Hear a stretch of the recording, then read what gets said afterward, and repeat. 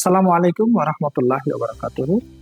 গত পর্বে আমরা পিএইচপি এর সিনট্যাক্স সম্পর্কে আলোচনা করছিলাম, কিভাবে আমরা ব্রাউজারে প্রদর্শন করব।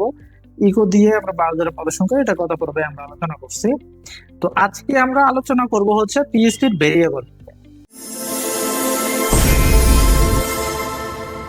ভেরিয়েবল যে শব্দটা, এই শব্দটার আক্ষরিক অর্থে বোঝা যাচ্ছে যে এটাকে ভেরি করবে, হ্যাঁ, এটার ভ্যালুটা ভেরি করবে।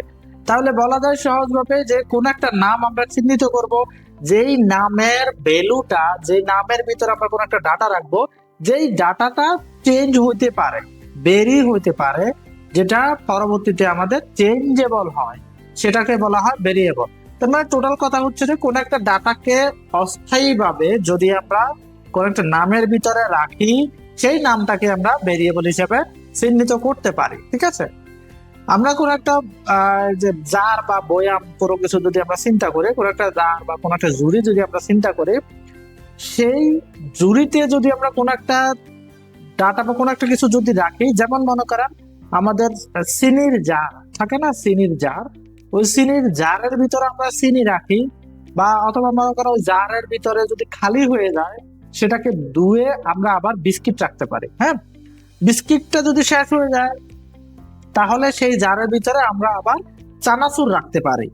হ্যাঁ, তো এইভাবে যখন আমরা ওই জারের ভিতরের বস্তু যখন আমরা শেষ হয়ে যাচ্ছে, ওই তখন আমরা ওইটাকে একটু হালকা পরিষ্কার করে, সেটাকে ক্লিন করে আমরা সেখানে অন্য একটা আরেকটা বস্তু রাখতে পারতেছি। তো ভেরিয়েবলটাকে ঠিক সেইভাবেই আপনারা যদি মাথায় নিয়ে নেন, যে কোনো একটা ভেরিয়েবলে যখন একটা ডাটা থাকবে, সেই ডাটা যখন আমাদের কাজ শেষ হয়ে যাবে, পরবর্তীতে সেই ডাটাকে আমরা চেঞ্জ করব।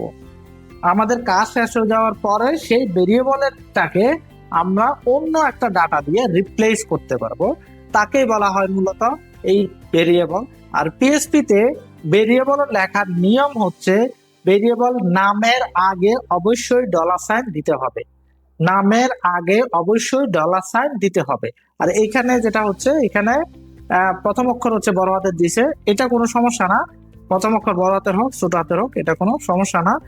আমরা পরবর্তীতে দেখব যে কোনটা ভ্যালিড ভেরিয়েবল, কোনটা নন ভ্যালিড ভেরিয়েবল, এটা আমরা পরে দেখব। আপাতত আমরা এতটুকু মাথায় রাখি যে ভেরিয়েবল লিখতে গেলে বা যে ভেরিয়েবল ডিক্লারেশন করতে গেলে আমাদেরকে ভেরিয়েবলের নামের আগে অবশ্যই একটা ডলার সাইন দিতে হবে। ঠিক আছে, তো এইখানে আমরা এটা গত পর্বে আমরা করছিলাম। আমরা আজকে একটা ভেরিয়েবলের জন্য নতুন একটা ফাইল ক্রিয়েট করি। আমি আশা করি সবাই ফাইল ক্রিয়েট করতে পারবেন। তো এইখানে আমরা বার লিখে bar.php দিব, এবং এই ফাইলটাকে আমরা আমাদের ইয়াতে খুলবো। খোলার পরে এইখানে আমরা প্রথমে PHP, এবং এই জায়গায় আমরা একটা ভেরিয়েবল নিব। ভেরিয়েবল কেন নিব, কখন নিব, কি কারণে ব্যবহার করবো, এগুলো আমরা আস্তে আস্তে পরে জানবো, আস্তে আস্তে গেলে আমরা জানবো। আপাতত আমরা ভেরিয়েবল লেখার নিয়ম শিখি। যেমন এটা হচ্ছে নিউ ভেরিয়েবল দিয়ে, new underscore variable equal to, আমরা হ্যালো ওয়ার্ড দিলাম। ঠিক আছে, হ্যালো ওয়ার্ড লিখলাম। এখন আমরা যদি হ্যালো ওয়ার্ডটা যদি আমরা দেখতে চাই ব্রাউজারে, তাহলে আমাদেরকে লিখতে হবে ইকো নিউ ভেরিয়েবল। মানে এই যে আমরা কিছুক্ষণ আগে যে আমরা আগের টিউটোরিয়াল ভিডিও যেটা, সেটাতে আমরা দেখছিলাম যে কোন একটা কিছু যদি আমাদেরকে প্রিন্ট করতে হয়, কোন ট্যাক্স বা স্ট্রিং, তখন আমাদেরকে কোটেশন দিতে হয়। হ্যাঁ, কিন্তু ভেরিয়েবল লেখার জন্য কোনো ধরনের কোটেশন দেওয়া লাগে না। যদি আমরা এখানে কোটেশন দিই, তাহলে এই ভেরিয়েবলটাকে সে মনে করবে স্ট্রিং।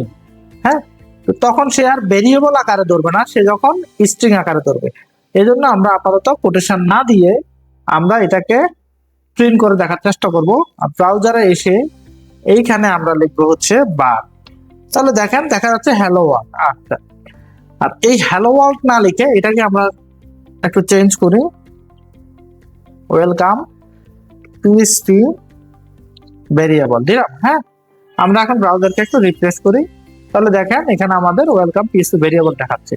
ভেরিয়েবল কেন ডিক্লারেশন করব? কারণ আমার যদি অনেক বড় একটা প্রোগ্রাম হয়, সেখানে যদি এভাবে ইকো দিয়ে দিয়ে যদি আমরা এরকম হ্যালো ওয়ার্ল্ড বা কোনো একটা ডাটা যদি আমাদের এভাবে, সাপোজ একটা স্কুল ম্যানেজমেন্ট, স্কুলের নামটা যদি আমাদের বিভিন্ন জায়গায় প্রয়োজন হয়, সেখানে যদি আমরা এভাবে প্রত্যেকটা কোডের প্রত্যেকটা অংশে যদি আমরা এভাবে ইকো দিয়ে দিয়ে লিখতে যাই, তাহলে কিন্তু আমাদের অনেকগুলো ফাইল খুলতে হয়। যেমন অ্যাবাউট আস ফাইল আছে, কন্টাক্ট আস ফাইল আছে, তারপরে হচ্ছে লগিং পেজ আছে, লগিং পেজের উপরেও স্কুলের নাম থাকে। তারপরে এরকম অনেকগুলো ফাইল আমাদেরকে খুলতে হয়। তো সেই কাজটা যে আমরা যদি একটা হেডার বা কোনো একটা ফাইলের শুরুতে আমরা যদি গ্লোবালি এই ভেরিয়েবল দিয়ে নামটা লিখে দিই, প্রত্যেকটা ফাইলে যদি ভেরিয়েবল ডিক্লারেশন করি এবং যদি আমাদের এখানে নাম চেঞ্জ করার প্রয়োজন হয়, এটা আমরা চেঞ্জ করে তখন আমরা জাস্ট একটা ব্রাউজারকে রিলোড দিলেই দেখা যাবে প্রত্যেকটা জায়গায় এটা চেঞ্জ হয়ে গেছে। ঠিক আছে, তো ভেরিয়েবল ডিক্লারেশন করার নিয়ম আবার বলে দিচ্ছি। ভেরিয়েবল ডিক্লারেশন করার নিয়ম, ভেরিয়েবলের নামের আগে অবশ্যই অবশ্যই $সাইন থাকতে হবে এবং ভেরিয়েবলে কোন একটা ডাটা রাখতে গেলে অবশ্যই ইকুয়াল টু দিয়ে সেই ডাটাটার টাইপ যদি স্ট্রিং হয় অবশ্যই কোটেশন দিতে হবে। যদি নাম্বার হয় তাহলে কোনো কোটেশন দেওয়ার প্রয়োজন হবে না, সরাসরি নাম্বার লিখলেই আমরা ওই ভেরিয়েবলে আমাদের ওই ডাটাটা স্টোর হয়ে যাবে। তো পরবর্তী ভিডিওতে আমরা দেখব যে ভেরিয়েবল সম্পর্কে আরো বিস্তারিত অনেক কিছু দেখব। এই পর্যন্তই এই ভিডিও। পরবর্তী ভিডিও দেখার জন্য আপনাদেরকে আমন্ত্রণ জানিয়ে শেষ করছি। আল্লাহ হাফেজ।